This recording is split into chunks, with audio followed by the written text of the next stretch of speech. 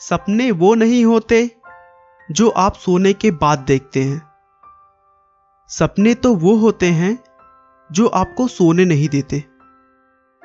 ऐसा कहना है भारत रत्न डॉक्टर APJ अब्दुल कलाम का, जिन्होंने अंतरिक्ष और रक्षा विभाग में भारत को इतना बड़ा योगदान दिया है जिसे हम शब्दों में बयां नहीं कर सकते। रक्षा विभाग में उनके योगदान की वजह से उन्हें लोग मिसाइल मैन के नाम से भी जानते हैं। अब्दुल कलाम 2002 से 2007 तक भारत के 11वें राष्ट्रपति बने रहे, जिन्हें यह पद टेक्नोलॉजी और साइंस में उनके विशेष योगदान की वजह से मिला, न कि हमारे देश की गंदी राजनीति की वजह से। लेकिन दोस्तों, कलाम को यह कामयाबी इतने आसानी से नहीं प्राप्त हुई थी। इस कामयाबी के पीछे एक बहुत बड़ा संघर्ष छुपा हुआ है। आइए हम उन्हें अच्छी तरीके से जानने के लिए उनके बचपन से शुरुआत करते हैं।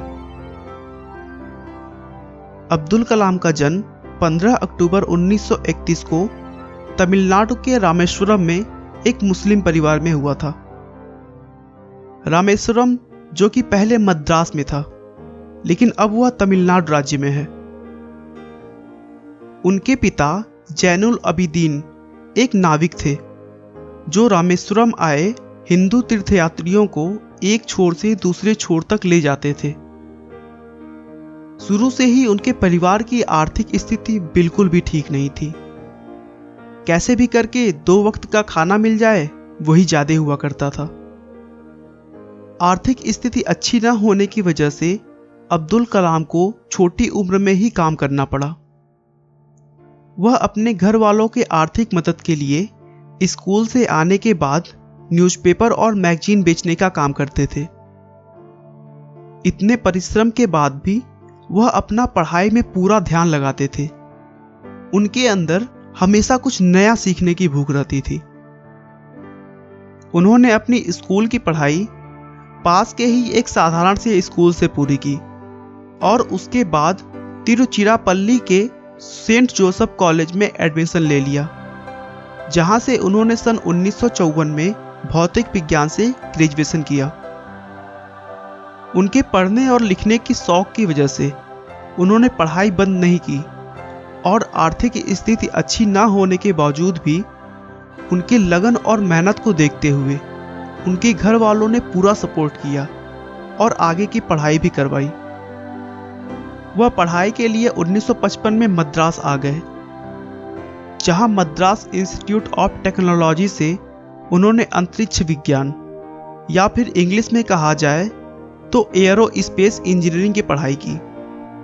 इंजीनियरिंग की पढ़ाई पूरी करने के बाद अब्दुल कलाम रक्षा अनुसंधान और विकास संगठन यानी DRDO में वैज्ञानिक के तौर पर चुने गए। वहां पर कलाम ने अपने कैरियर की शुरुआत भारतीय वायुसेना के लिए एक छोटे से हेलीकॉप्टर का डिजाइन बनाकर किया, लेकिन DRDO में काम करके उन्हें संतुष्टि नहीं मिल रही थी। DRDO में एक सीमित काम होता था जो कि रोज रोज दोहराना होता था और कलाम एक सीमित काम तक बंधे नहीं रहना चाहते थे। कुछ वर्षों तक काम करने के बाद 1969 में उनका ट्रांसफर भारतीय अनुसंधान संगठन यानी इसरो में हो गया। यहां पर वो भारत के सैटेलाइट लॉन्च परियोजना के डायरेक्टर के तौर पर नियुक्त किए गए थे। उस परियोजना को उन्होंने बखूबी सफलतापूर्वक पूरा किया और तभी उन्हें यह एहसास होने लगा कि शायद मैं इसी काम के लिए बना हूं। उसके बाद से उन्होंने कभी भी पीछे मुड़कर नहीं देखा और एक के बाद एक शक्तिशाली मिसाइलें भारत को दी और दुनिया को दिखा दिया कि हम भारतीय भी किसी से कम नहीं हैं। एक अद्भुत वैज्ञानिक के तौर पर उनकी उपलब्धियों को देखते हुए 2002 में उन्हें राष्ट्रपति पद का उम्मीदवार बनाया गया और 2007 तक उन्होंने बखूबी अपने कार्यों को पूरा किया। अब उनकी उम्र काफी ढल चुकी थी। इस उम्र में आकर हर व्यक्ति आराम करने की सोचने लगता है, लेकिन उन्होंने ऐसा नहीं किया। वह कई जगहों पर प्रोफेसर के तौर पर कार्यरत रहे और अपना पूरा समय नवयुवकों के मार्गदर्शन में लगा दिया। मानवता की भलाई और मनुष्य का जीवन अधिक सफल बनाने के लिए अब्दुल कलाम जी ने अपना पूरा जीवन समर्पित कर दिया और 27 जुलाई 2015 को अध्यापन कार्य के दौरान ही उन्हें दिल का दौरा पड़ा और वो हमें छोड़कर चले गए। दोस्तों, अब्दुल कलाम का कहना है कि जीवन में कठिनाइयां हमें बर्बाद करने नहीं आती हैं, बल्कि यह हमारी छुपी हुई सामर्थ्य और शक्तियों को बाहर निकालने में हमारी मदद करती हैं।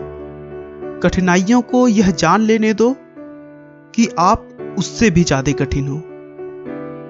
आपका बहुमूल्य समय देने के लिए बहुत बहुत धन्यवाद। इस वीडियो को लाइक करके आप हमारा मनोबल बढ़ा सकते हैं। मैं हर रोज एक नई इंस्पिरेशनल और मोटिवेशनल वीडियो के साथ आता हूं। दोस्तों, अगर आप हमारी वीडियो को मिस नहीं करना चाहते तो कृपया चैनल को सब्सक्राइब कर लें। आपको यह कहानी कैसी लगी हमें कमेंट करके जरूर बताएं। धन्यवाद।